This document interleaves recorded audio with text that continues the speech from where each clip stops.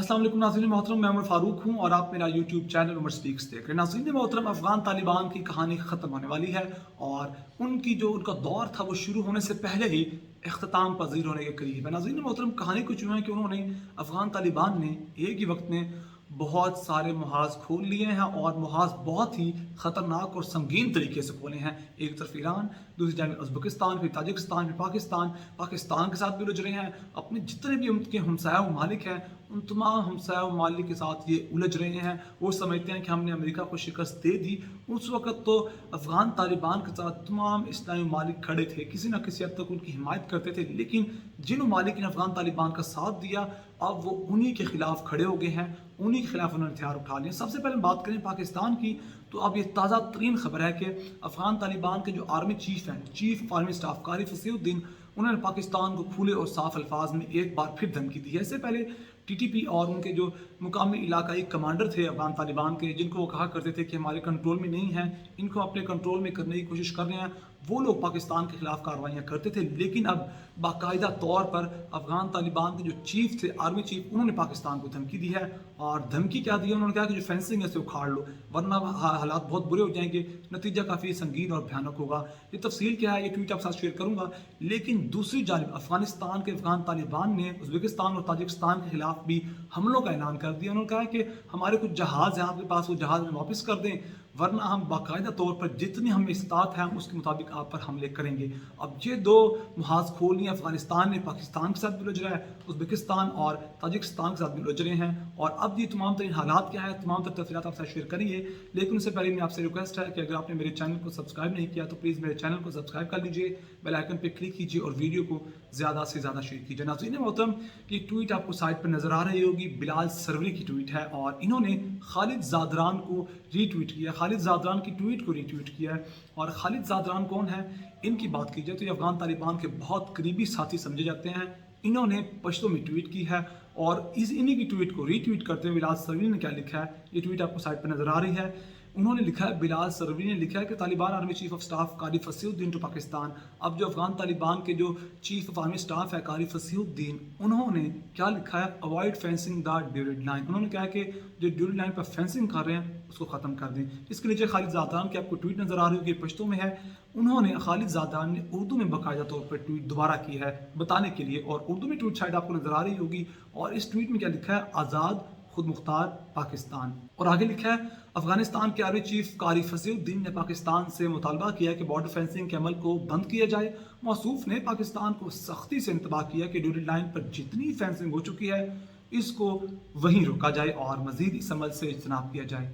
अल्फाज देखिए, सख्ती से इंतबाह किया है कारी फसीहुद्दीन ने, जो कि अफगानिस्तान के चीफ ऑफ आर्मी स्टाफ है। किसको इंतबाह किया? पाक फौज को और पाकिस्तान को। पाकिस्तान ने मामलात सुलझाने की बहुत कोशिश की, इन्होंने मार्टर गोले फायर किए, जवाब में पाकिस्तान ने भी किए, इन्होंने बाड़ उखाड़ी, इनके जो मुकामी कमांडर थे उन्होंने मिलकर बाड़ उखाड़ी, वीडियोज़ शेयर की। पाकिस्तान ने फिर भी हालात को बेहतर करने के लिए अपना वफद भेजा, और फिर वफद भेजा तो इन्होंने इनकार कर दिया, जनाब हम इस वक्त दाश के खिलाफ लड़ रहे हैं, हम अभी इनके खिलाफ कुछ नहीं कर सकते टीटीपी के खिलाफ। और ख़ुद देखिए इनकी कार्रवाइयाँ, पाकिस्तान को सरेआम धमकियाँ दे रहे हैं कि जो तुम लोगों ने फेंसिंग कर ली वो कर ली, इस मामले को मजीद रोका जाए, वरना ये हो जाएगा वो हो जाएगा। अब ये समझते हैं कि आज से 20 से 25 साल पहले जो हालात थे वही हालात हों, लोग आसानी से आए जाएं, जब मर्जी दिल करता है पाकिस्तान के अंदर आएँ, जब दिल करता है अफगानिस्तान के अंदर वापस आएँ।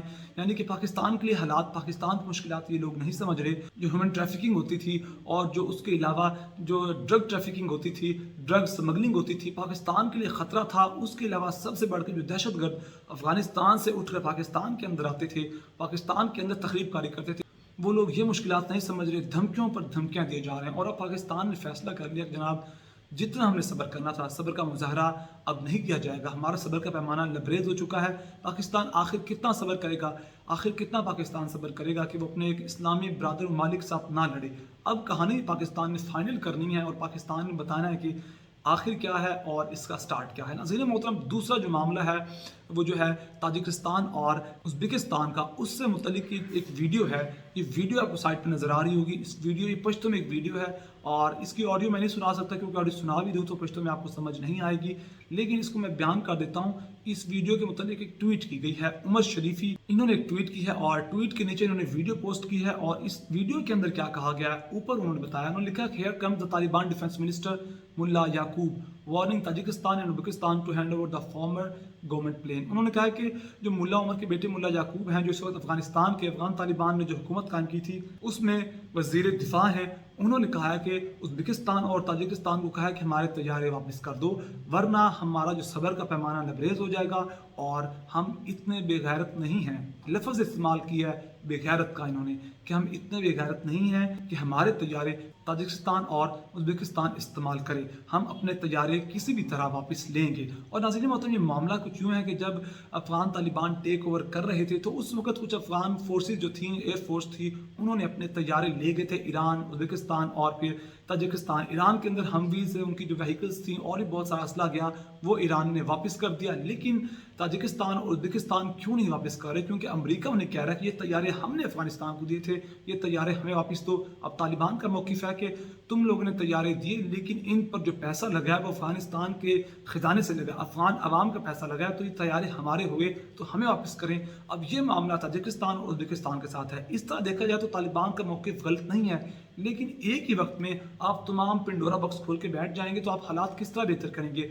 आपको चाहिए था, आपकी जो आवाम थी उनकी आपसे उम्मीद थी कि आप उनका जो मुआशी हालात हैं वो बेहतर करेंगे। पहले जो आपके दाखिली हालात हैं, जो अफगानिस्तान के अंदर मुश्किलात हैं आवाम के लिए, जो महंगाई है, बेरोज़गारी है, कोई मईशत नहीं है, उसको बेहतर करें। उसके बाद भी मामला देखें उज़्बेकिस्तान और फिर उसके बाद फिर ताजिकिस्तान के साथ। लेकिन आपने हालात आवाम की बेहतर करने तो दूर की बात, आपने पाकिस्तान के साथ पंगे लेना शुरू कर दिए हैं। दूसरी जानिब ताजिकिस्तान और फिर उज़्बेकिस्तान को भी हमलों की धमकियां दे रहे हैं, तो इस तरह मामला ठीक नहीं होंगे और आने वाले दिनों में ये ऊँट किस करवट बैठता है ये देखना है और हालात क्या बनते हैं। अफगान तालिबान अपनी आवाम के लिए कुछ करते हैं या यूँ ही वो अपने हमसाया ममालिक को धमकियाँ देते रहेंगे, अब यही हमें देखना है। और अगर आपको मेरी वीडियो पसंद आई तो प्लीज़ मेरे चैनल को सब्सक्राइब कर लीजिए, बेल आइकन पर क्लिक कीजिए और वीडियो को ज़्यादा से ज़्यादा शेयर कीजिए। अपना बहुत सारा ख्याल रखिएगा, हमें दुआ में याद रखिएगा। अल्लाह ने के बाद।